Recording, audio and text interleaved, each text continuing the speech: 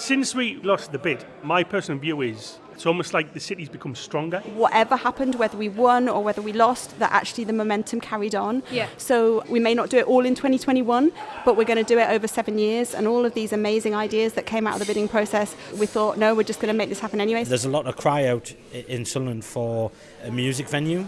Is there any plans for maybe a music venue in Sunderland? The new auditorium will have music every week. You're in a position of power and privilege as well, because you can listen to people, take their ideas and make it happen. I think you're right, it is a huge privilege. Some of the projects that I'm sort of most proud of absolutely come from people's ideas in the city. You're right that a lot of things do come from conversations. And this is exactly what I think the city needs and is looking for. The music people that's in Sunderland are immense, and they follow music with a huge passion. It will boom.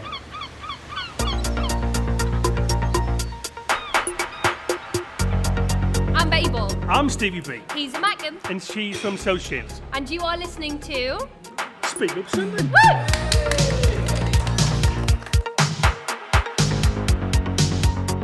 It's been nearly 2 years since the opening of the fire station, which was like November 2017, which is where we're recording from here live. Oh, it's all gone quiet. People are listening. So can we have a big cheer for the fire station? Which I'm particularly proud of, because I remember the fire station when it was an active fire station. I remember it when it was a derelict fire station. And it was sad to see it in such ruins.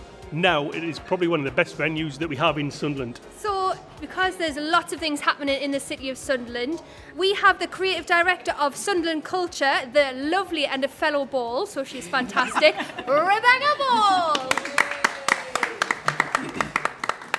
Hello, my love. Hello. Are you okay? I'm very good, thank you Good, very I'm very much. pleased. Stevie, you're between two balls. Has this ever happened in your life? Do you know what? We've lasted 2 minutes before she gets smutting somewhere. Anyway, sorry, my love. Back to what we're doing. There's been a lot of momentum going for the last couple of years, but do you want to tell us about what's actually going to be happening almost around the corner? Yeah, so this bit of the fire station, as she said, opened about 2 years ago, so November 2017. But next on the car park, or what was the car park just next door, the builders have just started work on building a new venue, which will become part of this building. So whereas that is now currently a wall over there, it will be a doorway into an auditorium where there will be all sorts of things happening: music, dance, theatre, comedy, stuff happening every week. They are on site, they are building, and we can't wait to see what it's going to do for the city. It's going to be brilliant. So where did the idea come from? So a brilliant man called Paul Callaghan, who founded an organisation called the Mac Trust, and he is absolutely passionate about Sunderland. He loves the city. He's passionate about the city centre and about the future of the city centre, and he believes that one of the things that's going to make the city centre really great is having more cultural and arts facilities in the city, more things for people to do. He loves music, and the way he tells his story is that this building had been derelict for 20 years, I think. The fire station had been derelict for 20 years. Too long. He had a vision for it, that it could become this centre. You know, it's so in the city centre, it's such a brilliant part of the city, and he had this vision that this area could become a cultural quarter in the way that other cities around the world have developed cultural quarters. And he started to think, well, how can we make that happen? So he put a lot of time and energy and investment in himself, but he also went to others like the Heritage Lottery Fund and like Arts Council England, and got people behind this idea, got other people in the city behind this idea, and started to work on transforming this. And the first stage was this existing building, which is a beautiful building, and creating this into a cafe and bar and having dance studios and theatre studios upstairs and making that happen. And then the second part of his vision was to say, right, we need an auditorium. We need an auditorium where we can put all of the things that can't currently come to the city. You know, the Empire is an amazing, amazing thing for the city, and it has fantastic shows, but it only gets your very big shows. And what he wanted was a space where your smaller shows could come in, where your local artists could perform, where you could have a range of stuff going on that would complement the Empire but add something new as well. Yeah, so that's where it came from. So it's like a kind of, what is it, like a ball of moss that kind of, you know, has just grown, and more people have got behind it. The Arts Council's got behind it. Sunderland Culture was formed and got behind it. You know, it's an exciting vision. So it's kind of like the gap between what you can't do at the Empire then? Yeah, absolutely. So the Empire has these amazing big West End shows coming in.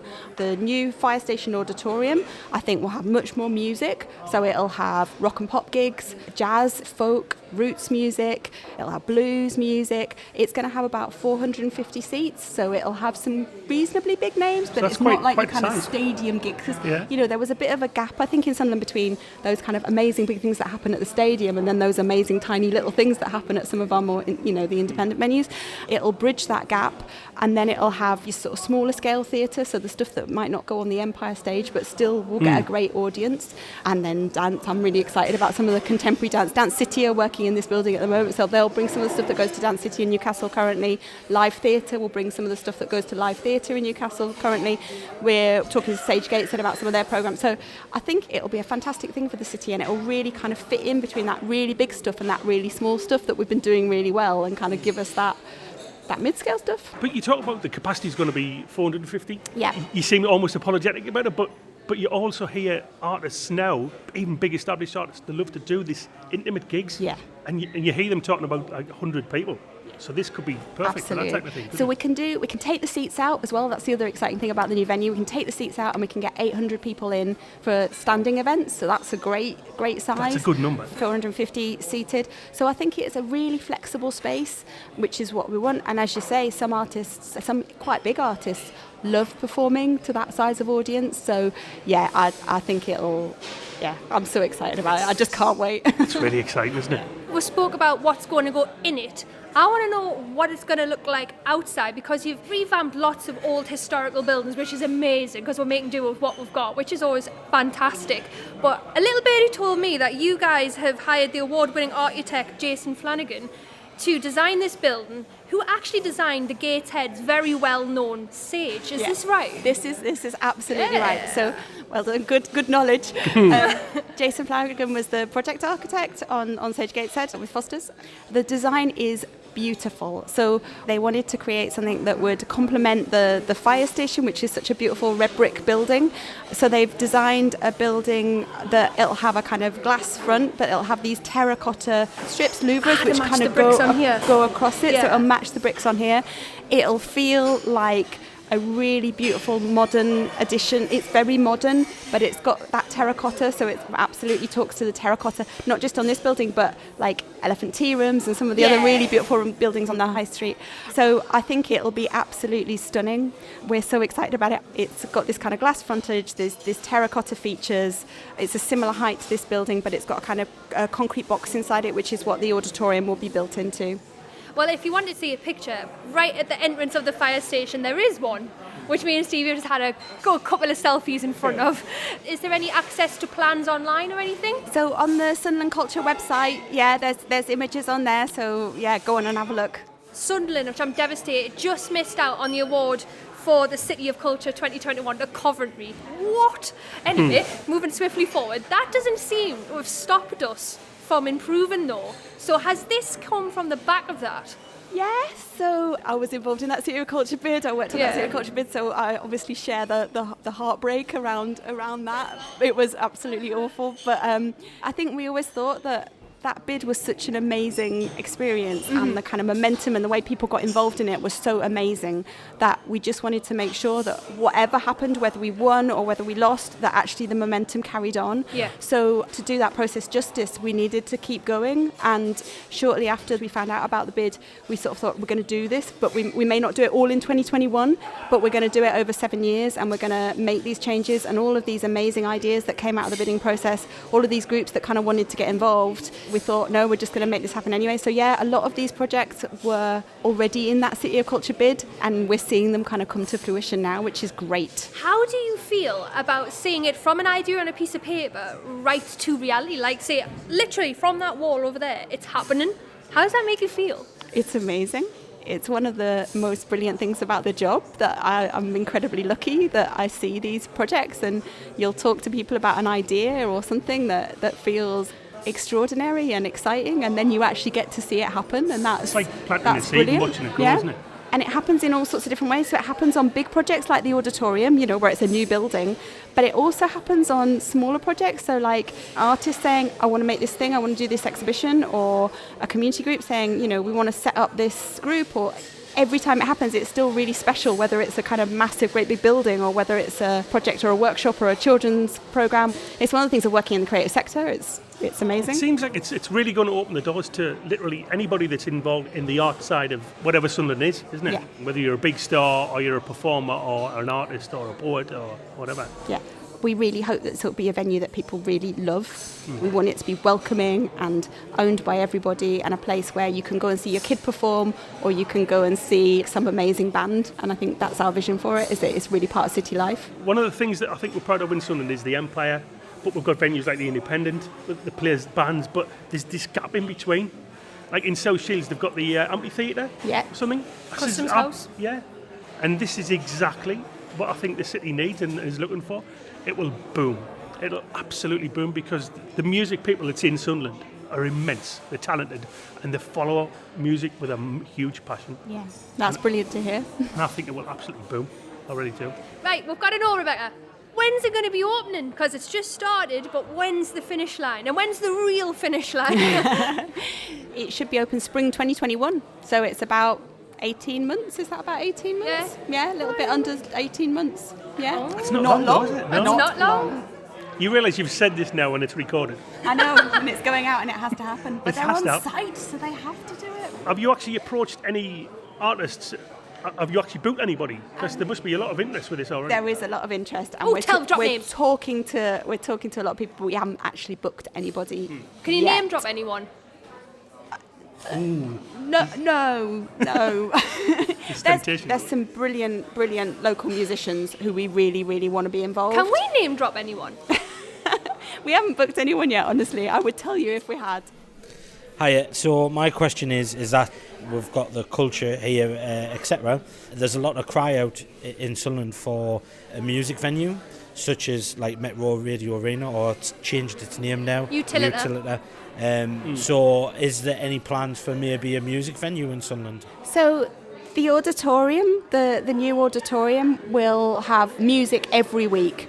Rock and pop gigs at 800 standing, smaller seated, jazz, blues, folk, roots, happening in the city at about a 400 seat capacity. So that will really change the offer between that kind of small scale stuff that's been happening in the city that's been absolutely brilliant, and then those, I suppose, if you like, the kind of stadium gigs on the other side where you've got 40,000 people going to see Beyonce or whatever. Yeah. So this is somewhere in between, and that's the thing at the moment, is the big plan. As more and more stuff happens, there'll be opportunities for different types of, that's not going to solve everything. Yeah. And there'll be opportunities for different types of venues, but that's the one we're working on at the moment. That's To our start, plan at that's the main moment. thing. That's the start. It's a start, yeah. Yeah. Thank you. Right, so enough about the auditorium. I want to know about you, because your job as creative director of Sunderland Culture isn't something that you hear about all the time. So how on earth did you get to there? She's very theatrical. Do you not want to be on the auditorium? You could be. Behave. The woman's talking. Let's Like a go. genie or Let's go. something. Go. How did I get to be creative director Yeah. at Sunderland Culture? That is an excellent question. I started working in Sunderland about 6 or 7 years ago. Are you from Sunderland? No, Where I'm are you not from Sunderland. Well, I was born in London, Oh, right. but I've lived on the south coast in the Midlands, and then I married someone from County Durham. So then I moved up north. Yeah. Very nice. I'm here through love. I started working in Sunderland about 7 years ago for something called Cultural Spring, which you might know about. It's a project that's been happening in the city for a long time, and in South Shields as well, in South Tyneside, working out the Customs House and out of University of Sunderland, building opportunities for people to get involved in arts and culture in the cities, commissioning some stuff. So they did some big projects like Little Inventors, that project which was working with kids to invent new things. Oh, that's lovely. But also doing a lot of workshops, everything from ukulele to proggy mats to all sorts of photography to all sorts of stuff. So that was a brilliant kind of introduction to the city. And then I worked on the City of Culture bid. From there, at the same time as we were doing the City of Culture bid, we were building Sunderland Culture as an organisation. There was a desire to try and see if there was a way of levering more investment into the city, raising the profile of Sunderland's cultural sector, getting more opportunities for artists and creatives in the city. And so we brought together the museum, National Glass Centre, Northern Gallery for Contemporary Art, Arts Centre Washington, to sort of see if we could kind of run things together, working with City Council, University and the Mac Trust. And then I've ended up here, but I love it. It's amazing. It sounds like a very interesting job, but you're in a position of power and privilege as well, because you literally have the power to change, and some people will never get that, and you can listen to people and take their ideas and make it happen. So how does that make you feel? I think you're right. It is a huge privilege. Some of the projects that I'm sort of most proud of absolutely come from people's ideas in the city. So one of the things we worked on recently is Mackie's Corner. Oh, which, I love that place. Yeah, my colleague Laura Brewis ran, and that absolutely came from people saying, oh, there's not enough places to show work in the city and we need some pop-up galleries, you know, as well as the amazing work that NGCA does, but kind of we need some more sort of pop-up galleries. So that came from there. There's all sorts of things which come from conversations that you have with people that you think, oh, actually, we could make that happen. We could make that happen. The more stuff that's happening, the more money we bring into the city, the more creative organisations, the more artists, I think the more opportunities will come. You know, that it feels like there's some stuff happening in the city at the moment which is kind of game-changing. Yes. One of the things that we're always thinking about is, you know, there's 600 or so creative graduates coming out of the University of Sunderland every year, and what we want is more and more of those people to feel like this is where I want to stay and build my career, this is where I want to be an artist, this is where I want to be a musician, this is where I want to be a graphic designer. And it's about creating that sense of a community, a critical mass, a really creative city. Well, I definitely think investing 11 million in the Auditorium is definitely a very good start.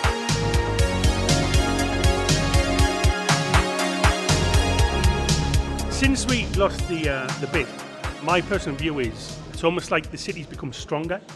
It might sound like an odd thing to say, and I'm really passionate about this. When we lost, it was like a dagger in the heart. I was really upset, and I wasn't really involved with it. But I've watched for the 6 months afterwards, right up to like now, and I think we've become a stronger city because of it. People have thought, we were this close, so we were this good, why shouldn't we continue? And people who didn't really have that passion, I think it's brought the passion out of them. Do you think would you agree with that? I think when we started working on the bid, there was, I think it's fair to say, quite a lot of cynicism in the city. It's probably fair to say that about City of Culture. But as the process went on, and I think especially once Sunderland was on that shortlist and more people started to think about what it might bring to the city and what it might mean, and that sense of confidence really, really grew, and that sense of, yeah, we can do this, we can absolutely do this, and it would be amazing. And you could, towards the end, like when the judges came to visit and all of that stuff, you could really feel that amongst in the city.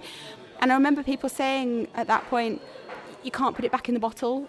There's that sense of people kind of wanting it, and I think that's it's out there now, now, it's out there now. And we talk a lot about there's a phrase called like bounce back ability, and that sense of like, okay, that was a knock, that was a bit rubbish, but like we're just gonna we're gonna keep doing it. And I remember also people talking about on the day, people talking about, you know, well, we've done everything else with belligerence and buttons, so we're just gonna get this done as well. You know, who needs a title? We're just gonna do it. And I think that sense of kind of the spirit of like, well, you know, we don't need a title, we'll just do it anyway, is really amazing. Yeah. And it's because there's some amazing artists, some amazing creatives, some amazing cultural people in the city who just live that. I've spoke to a lot of local bands and a lot of people who've been in local bands for such a long time, and you get a lot of A&R men, a lot of people who are trying to source like the next big thing. And I've been told for the last 10 years that this is the centre of the UK and in England.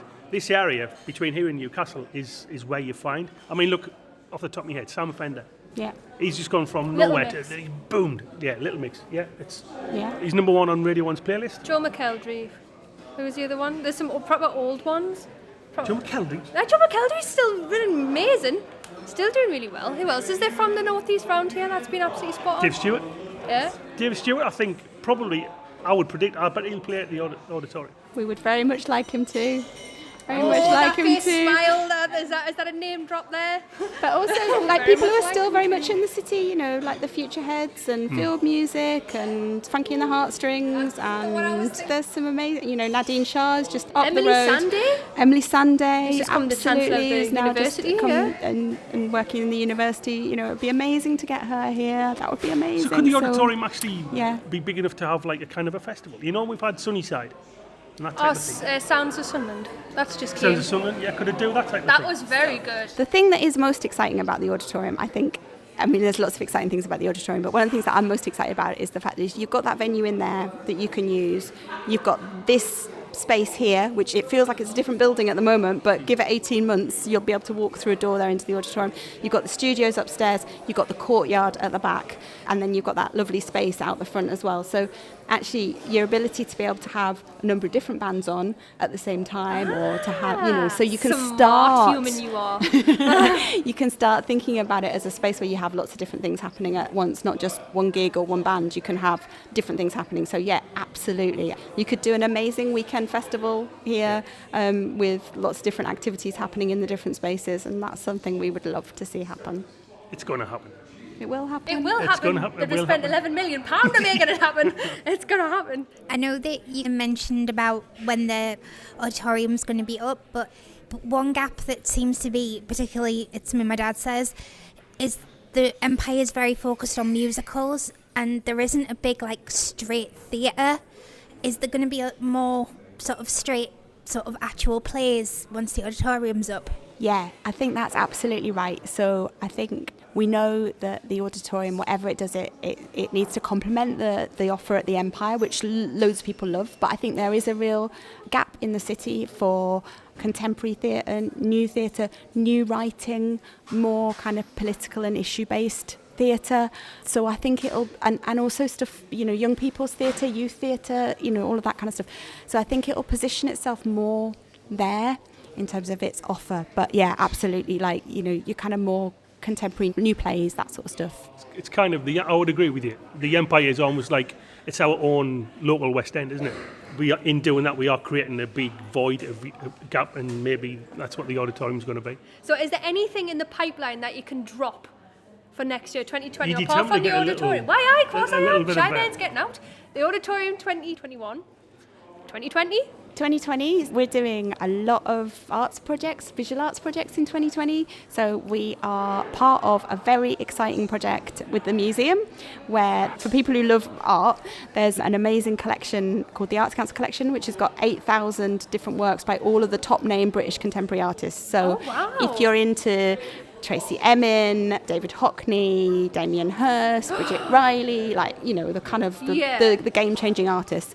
Sunderland is one of 3 partners in the country, along with Newlyn and Cornwall and Colchester in Essex, that have got a special partnership with the Arts Council Collection. So we're going to be bringing loads of that work to the city over the next 3 years into the museum. So I'm really excited about that, and working with young people in Sunderland to give them access to that collection and enable them to start thinking about the kind of art they might like to bring into the city. So it's not your music, your music's happening here, but I'm really excited about that at the moment that's happening. Because we've just had, back in the last year, the Leonardo da Vinci. Yeah. tour. That was last year. amazing. Yeah. How on earth did we land that? So those Leonardos are part of the Royal Collection, so they are the They Queens. were amazing. And the Royal Collection Trust came to Sunderland and asked if the city wanted to be involved in that project. So it was an amazing thing. Yeah, 33,000 people came to see those Leonardo sketches while they were here between February and May. So that was amazing for the But city. people travel from a long way to Yeah. come and see Because this as well. there was a lot of controversy with that Sunderland got it. Yeah. Lots of people were like, why is this in Sunderland? Why is it in Newcastle? And I remember going, bot off, we're better. Yeah. Way better. But I think people seem to forget about Sunderland, that we were here first. Sorry, Yeah. no, we had the biggest shipping port first. So I was very proud that the royalty decided, no, we're going to put it here instead of in Newcastle. Because you mentioned that you're not from the area, you're from London, but you've been here 7 years. Oh no, I've been here longer than that. I've been here 11 years, but I've been working in Sunderland. Are you surprised at what Sunderland is? Because obviously you're involved with everything that you've mentioned. From somebody who's not from the area and you're from London, and everyone probably has an opinion of what Sunderland might be like if you're not from there. Are you surprised at how much energy's here and how much we can achieve? I'm just trying to think back up to, with my husband, we moved back up to the northeast because he grew up in County Durham. He knows the area really well, and we used to come up and see family who weren't necessarily in Sunderland but not far off from here. But I remember the first time going into Newcastle Airport and seeing the pictures. You know how they have those big photos like welcome to the region type photos, There's the promotional Gregs now. photos. Yeah. And there was this photo of the Wearmouth Bridge and the river and the view out to the river, and me going, my God, where's that? It's really beautiful. Before I'd ever been to the city, just having this sort of sense of the coastline being really beautiful and kind of exciting and stuff, and my husband going, oh, that's Sunderland. But if I'm honest, before I moved to the Northeast, I didn't actually know that much about the place. Yeah. That sounds terrible, doesn't it? And I can't believe I'm saying that on a podcast, but it's true. No, it's fair. I didn't. And I think one of the things we find when we're talking to people is people think more people should know about it. The beaches, the culture, the music, all of that kind of thing. And it's not so much I was surprised, but maybe I just didn't have any expectations. Does that make sense? Yeah. Well, you're making it better. Thank You're doing a very good job as well. I genuinely can't wait. It's something it's like, for me, it's like a really big, it's like your middle jigsaw piece. Yeah. Or it's that jigsaw piece you can't find and you've been looking for years and years and years. Where the hell has it gone? And suddenly you found it and it fits. Oh, look at that picture. That's what that picture's all about. And that's, I think, how important the auditorium is for me. And I do genuinely think it's going to be immense. And I think you probably need to extend it. Next year. My name's Ruben Blue. When you had the City of Culture, the Hall, we were at King Ink and you actually brought a poet in to do a poetry reading rather than use poets from this place. We have great poets here. Why did you bring a poet I don't in? know that. What event was that? Which poet was that? I can't remember. She even had a pre-written poem. It was for King Ink. The thing was, there was a lot of annoyed poets there that night who didn't get a chance to use their poems for Sunderland. A poet was brought in, like she'd always been there on that night. She'd never ever been there before. It was the first night. That's why I can't even remember who she was. I don't know what event that was, so I'm sorry, but I think what we've always thought in that sense of like working with artists in the city and bringing artists in is that for Sunderland it's important to do both. It's important to work with and platform and showcase amazing artists that are in the city, but it's also important to invite other people to come and visit and to do things here. So I can't comment on that event because I don't know which one you're talking about. Did you feel that a lot of artists and poets were ignored in Sunderland? I think we've been doing a lot of work with writers and artists in the city, and I think there's some amazing artists and writers in the city. We've got a piece coming up in a couple of weeks' time where we've got 3 Sunderland-based writers who are creating new pieces of theatre at the museum, and the work that Ian Rowan has been doing in terms of creative writing festivals and the Homeside Writers Group. There's loads of stuff happening in the city. I don't think that means that Sunderland shouldn't invite, like any city, invite other artists from further afield in as well as that. You know, it's part of the kind of cultural confidence of the city that both things happen. You're right that a lot of things do come from conversations, and I've been listening a lot to people in Sunderland talking about things over the past year. I think one of the things that I've noticed is that there seems to be a very real disconnect between everyday people and the arts. I've heard a lot of people talking about helping people to find their voice is kind of like something that is kind of needed. So I think there's no difference, you know, like they just have the confidence and the ability to express. Yeah. So I kind of feel like what the artists are expressing in Sunderland should reflect what the people of Sunderland are feeling, and then also it should be a two-way street. Yeah, you know. I agree with you. I think sometimes we create a false divide between people who define themselves as artists and people who define themselves as not artists. But there are some amazingly creative people who wouldn't necessarily define themselves as artists, but who have amazingly creative ideas. And one of the things that I think is really important is that in a city, there's, whether you're a professional artist or an amateur artist or someone who's just finding what it is they love and what it is they're passionate about, that there's lots of different opportunities for people to get involved in different ways. I think, in my opinion, one of the things that really prevents people from connecting with art is just that they're not seeing it in the world around them.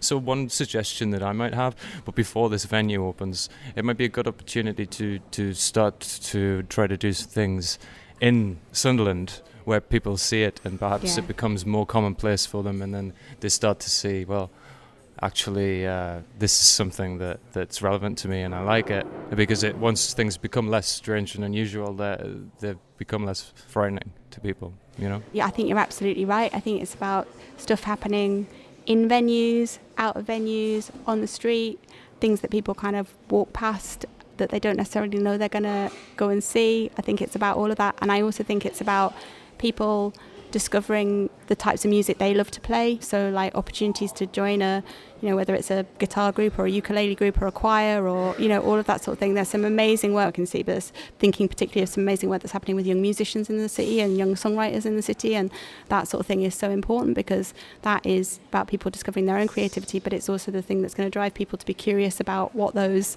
professional artists are doing in that venue, So I absolutely agree with you. Listening to you is fantastic, by the way, but One thing I feel immensely is you are all really passionate about what you do.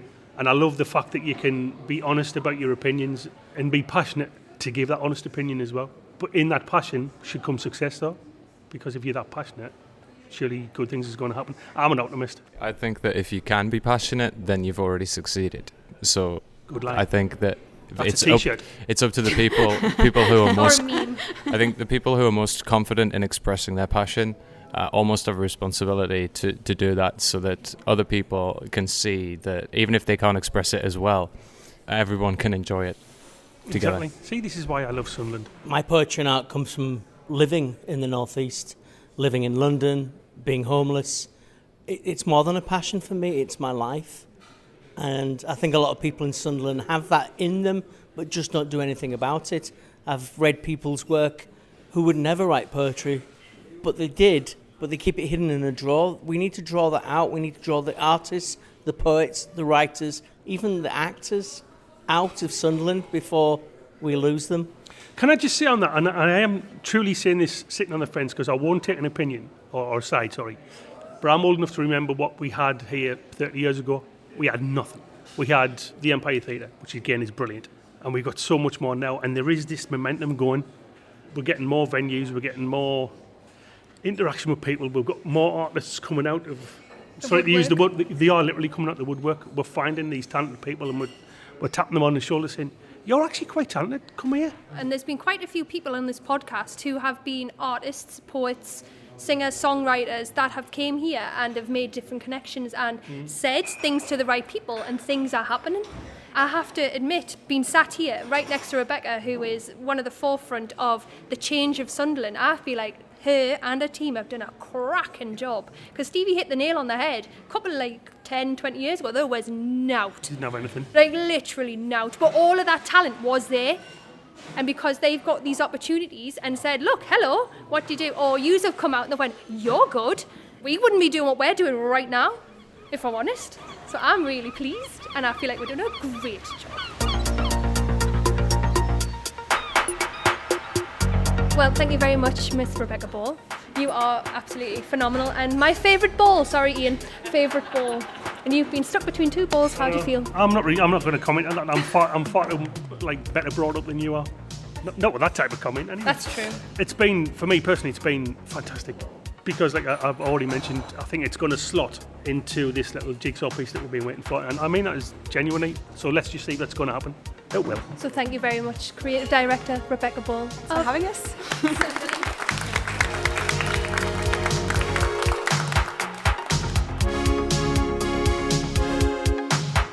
Speak Up Sunderland was hosted by Betty Ball and Stevie B, and produced by me, Jay Sykes.